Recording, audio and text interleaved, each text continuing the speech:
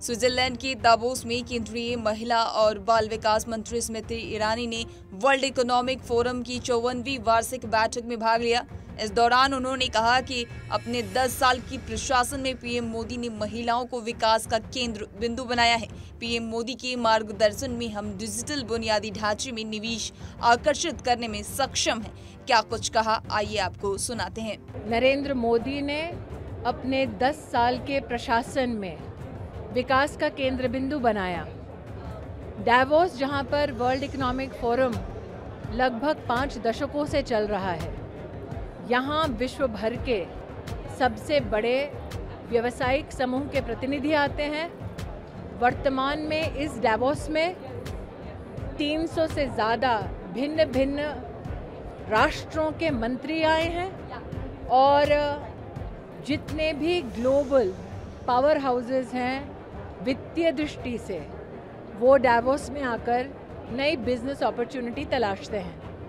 हिंदुस्तानी प्रतिनिधि मंडल को उन्होंने कई तरह की बात कही। इस बीच प्रधानमंत्री की लीडरशिप के एजेंडे के केंद्र में महिलाएं हैं, ये बात कही क्योंकि ऐसा समझा जाता है कि अगर विकास को बढ़ावा देना है तो इसमें सभी को शामिल होना जरूरी है। उनकी समावेशी विकास एजेंडे की सबसे बड़ी सफलता में से एक हमारी अर्थव्यवस्था का महिला घटक है। और क्या कुछ कह रही हैं, आइए आपको सुनाते हैं।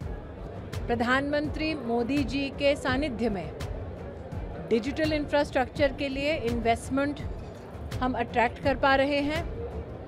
बायोफ्यूल अलायंस के प्रति लोगों का रुझान है। विश्व का सबसे बड़ा हाइड्रोजन मिशन हिंदुस्तान ने विश्व भर में हमने प्रस्तुत किया है। इसके लिए भी लोग निवेश लेकर हिंदुस्तान आना चाहते हैं।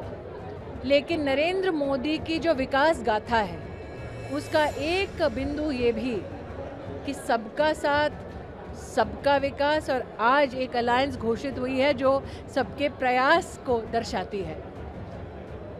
2 दिन के अंतराल में भारत की कन्फेडरेशन ऑफ इंडियन इंडस्ट्री ने, हमारे इन्वेस्ट इंडिया जो हमारी कॉमर्स मिनिस्ट्री का एक अंश है, उनके प्रतिनिधियों ने और साधारण हिंदुस्तानियों ने जो कहीं ना कहीं किसी व्यवसाय से, किसी ऑर्गेनाइजेशन से जुड़े हैं, सबने एक दूसरों को फ़ोन किया और कहा पहली बार भारत की महिला डावोस आई हैं एक जेंडर लाउंज में।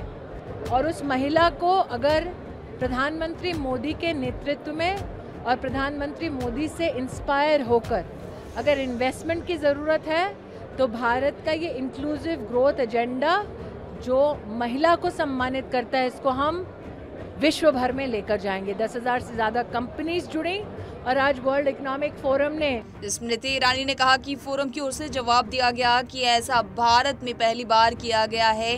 साथ ही उन्होंने इस बात को लेकर विश्वास भी जताया और चिंतन भी किया कि भारत की राजनीतिक क्षमता को कैसे पहचाना जाए। स्मृति ने कहा कि महिलाओं के लिए 33% आरक्षण विधेयक के पारित होने के बाद हम वर्ल्ड इकोनॉमिक फोरम के सामने आए हैं, जो क्षेत्र में किसी भी देश के लिए पहली बार है।